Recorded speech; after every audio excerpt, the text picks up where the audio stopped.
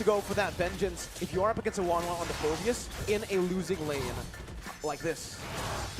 But it is not the Benedetta that he's up against, right? It is the Yuzong. Exactly. Well, Yuzong is also a very oppressive hero in the laning phase. So we'll have to see that can Papadog actually get an advantage.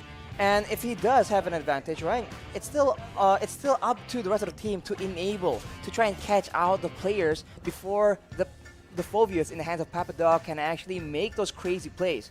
So far, though, it is a slow laning phase, and it will all depend on, I think, the jungler. So far, we've seen that both these teams like taking it easy all the way till minute number 4, but in this game, a bit more scrapping going on. Let's see, right now, Indonesia early on, already 1-1 actually winning out of the lane up against Clint right now, and Brad is actually able to get out. Wait! In the XP lane, it's a solo, no, it's a gank. It's a gank. There, 2v1, Erwin taken very low. That's the Inspire popped in. Brands looking for that kill onto Erwin. Will not be able to find it, but it's a lot of damage, and that pressure has been alleviated off the other members. Dreams gets caught. That's going to be the shadow kill to pick up another 1-for-1. This time, Argentina with their comfort picks are doing better. Argentina strikes back in the early game. Again, you can't take this team lightly. They are a serious contender in the tournament right now. Indonesia, they need to be a bit more careful because if they let Yutun start snowballing, that can't be good for them as well. These squishier laners are going to be quite vulnerable, but I guess Brands will be the one that will be feeling the bulk of that aggression. Indonesia, though, already first onto the neutral objective now. Picks it up. No contest from Argentina, as Jotun doesn't have that purple buff.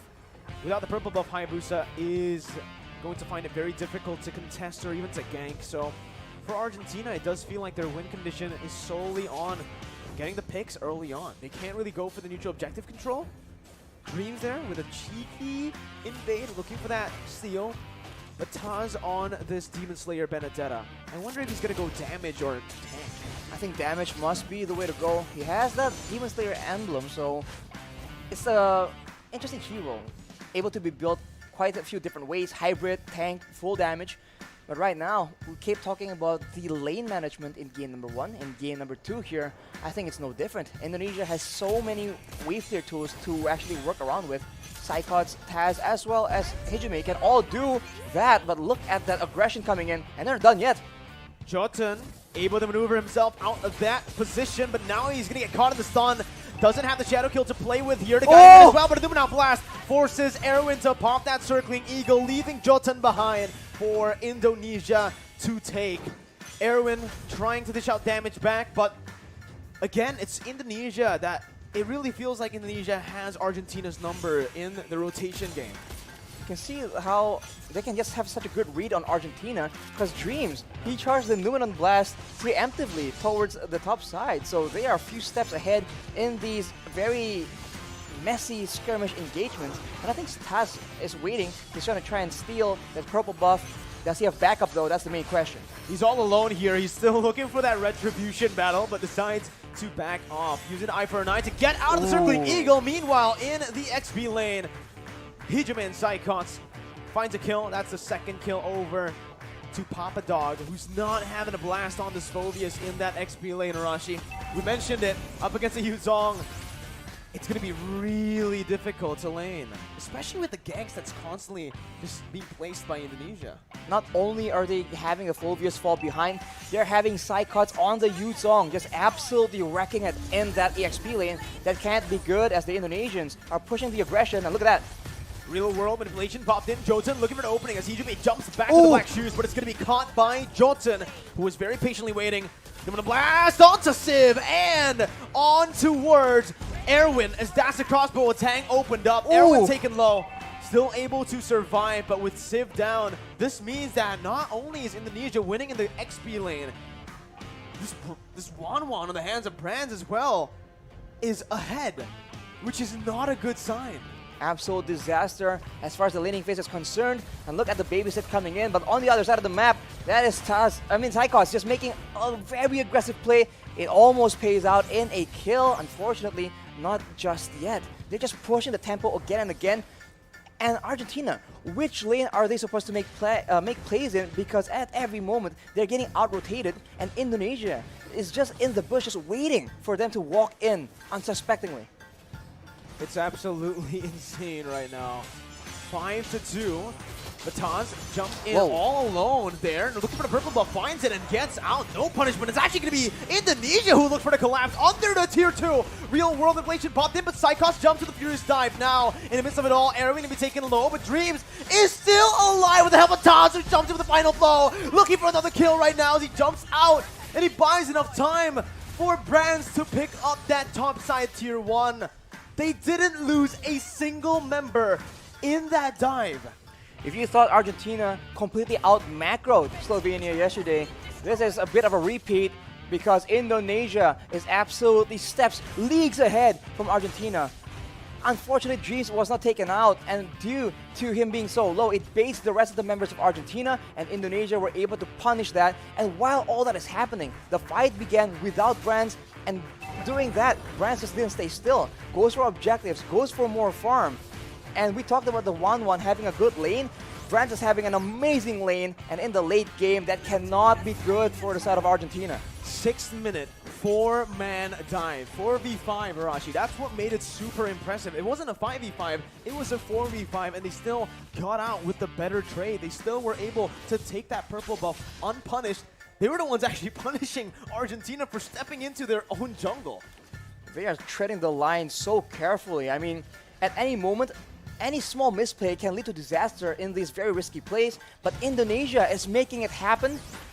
That just shows, again, their skill and their class, and right now they are in the sides, in the wings, waiting for an opportunity. Side cuts always being so crafty in the positioning game, but look at that.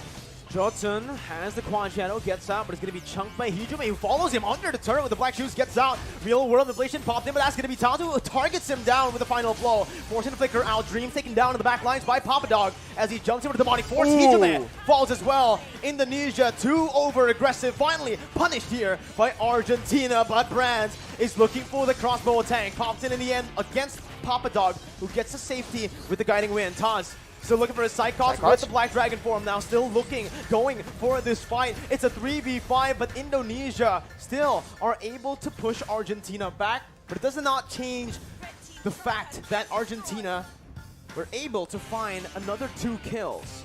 They get another 2 kills, but we talk about the wave pressure again and again. You guys at home are probably so bored of hearing about it, but the bottom side, the minions have taken 1 more turret for Indonesia.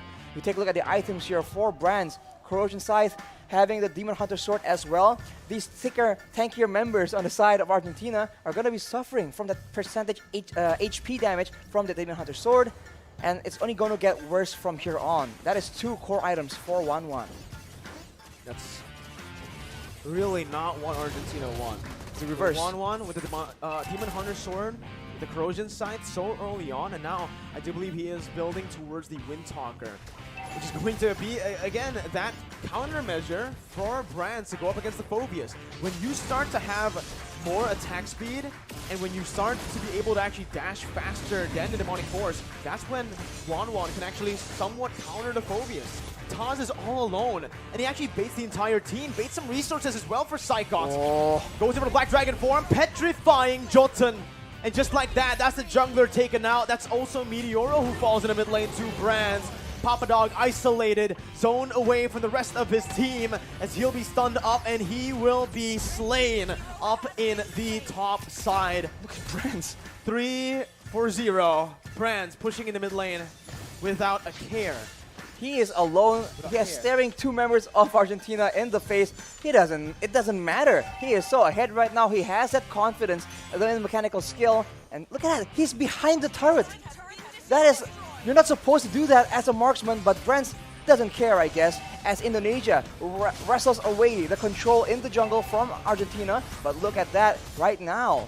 They're just sieging the base as much as possible, and the base turret passive has popped. I can speak based on experience that on the 1-1, if you're snowballed, you can do whatever you want.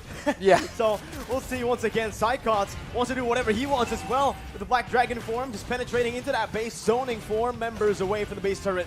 As Brands and Hijume just sieges it down.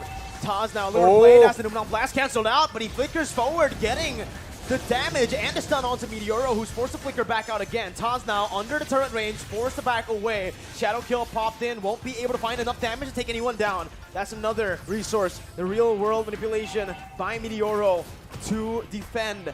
10 minutes in, Indonesia have cracked one base turret and are looking for the second in the mid lane. Arashi, it's looking grim. It's going to be Hijumi who jumps back with Black Shoes. Demonic Force popped in by Papa Dog. And they do not want to stop. They just have the superior siege right now. They're going for damage on the members of Argentina and also the base turrets, but they're going again. Papa Dog looking for the play, but it is just going to give Brands enough weakness points to pop that crossbow of Tang. Erwin low, forced to recall, and Indonesia are looking for the end. 2-0, Cyclops jumps in again with that signature Petrify on 3. Finds a double before they end the game. 2-0. Indonesia will meet up against Cambodia in the upper bracket finals. What a performance, man. And multiple members from Indonesia, they have their signature heroes. And I think teams need to start taking notice. It is just so dangerous. We saw Taz